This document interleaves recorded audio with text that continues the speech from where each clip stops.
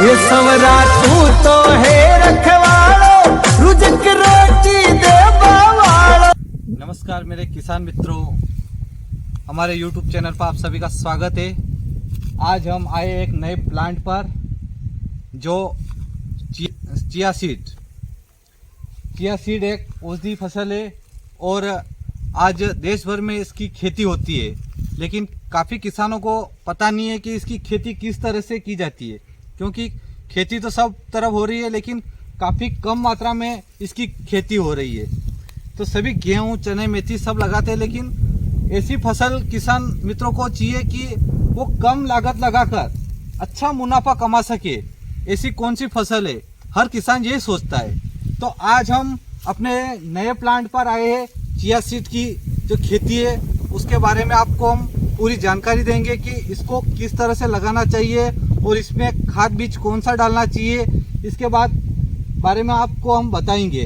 तो सबसे पहले हम बात करेंगे चिया सीड। आप देख सकते हो, सबसे पहले मैं अपना प्लांट बताऊंगा आपको कि ये चिया सीड का प्लांट है। आप जहां तक देख सकते हो,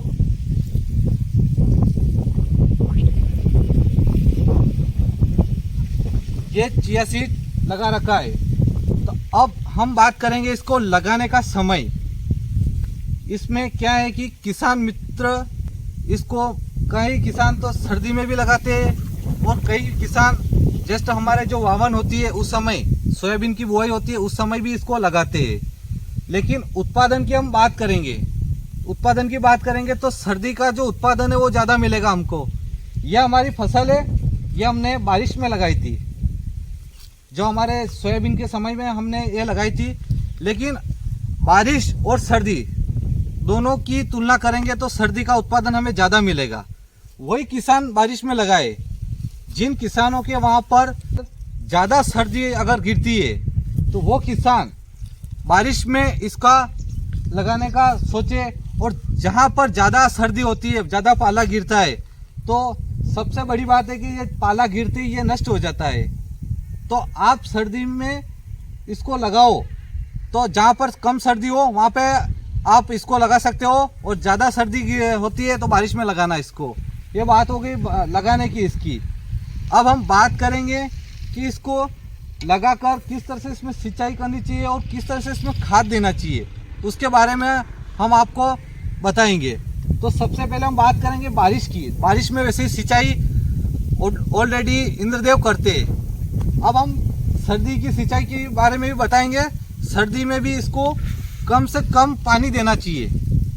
इसको हम जैसे कि 1.5 किलो 1 बीघे में हम इसको डालेंगे बीज, तो 1 बीघे में हम 1.5 किलो अगर बीज डालेंगे तो बीज को डालने के लिए हमें बालू रेत का उपयोग लेना होगा। बालू रेत में हम मिलाएंगे बीज को, उसके बाद हम खेत में छिड़काव करेंगे। अब हम बात करेंगे कि इसके खाद बीज की। तो इसमें ज़्यादा खाद देने की ज़रूरत नहीं होती है, क्योंकि ये ऑलरेडी एक औषधि पौधा होता है और इसमें ज़्यादा खाद की ज़रूरत नहीं होती है। तो जैसे हम इसको 1 बीघे में 2 कट्टे सुपर फास्फेट के डाल देंगे, उसके बाद इसमें कोई खाद देने की ज़रूरत नहीं होगी आप किसान मित्रों को।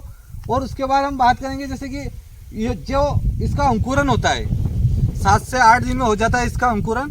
तो उस समय हमें 2 पान या 3 पान इसको रेगुलर पिलाना होगा।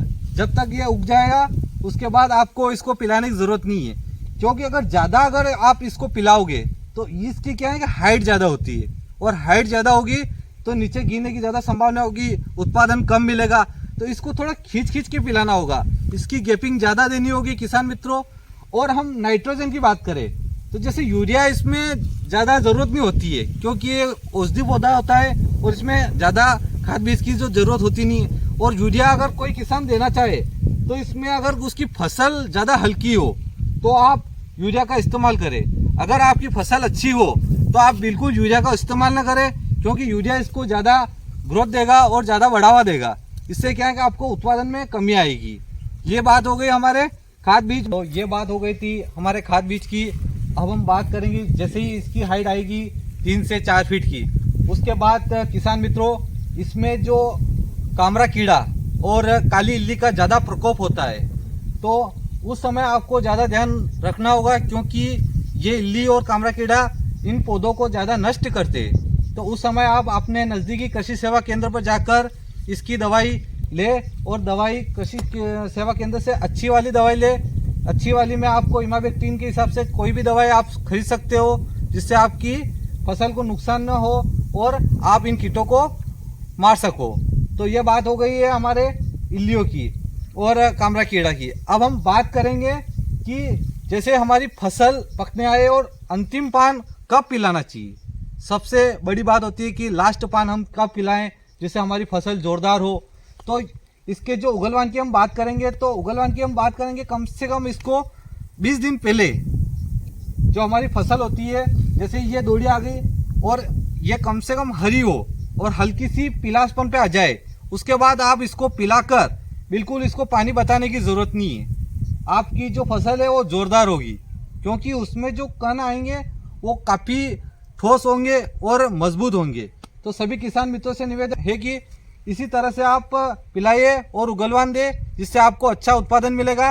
अब हम बात करेंगे लास्ट सन में इसके कटाई की। तो इसमें ज़्यादा भारी काम नहीं है। जैसे ही ये पिलासपन पे आए और इसकी डायरेक्ट कटिंग होगी, हार्वेस्टिंग करके इसका, उसके बाद इसको 3 दिन की धूप मिलेगी और हम हमारे जो रेगुलर जंगीर मशीन होती है उससे आप इसको निकाल सकते हो आसानी से। तो किसान मित्रों, हमारी ये जानकारी आपको अच्छी लगी हो तो हमारे इस चैनल को ज़्यादा से ज़्यादा आगे बढ़ाइए और आपका प्यार दे, और हमारे इस चैनल को ज़्यादा से ज़्यादा शेयर करें। और जो भी हमारे इस चैनल पर नया हो तो सब्सक्राइब करें, लाइक करें। जय जवान जय किसान, देश किसान किसान।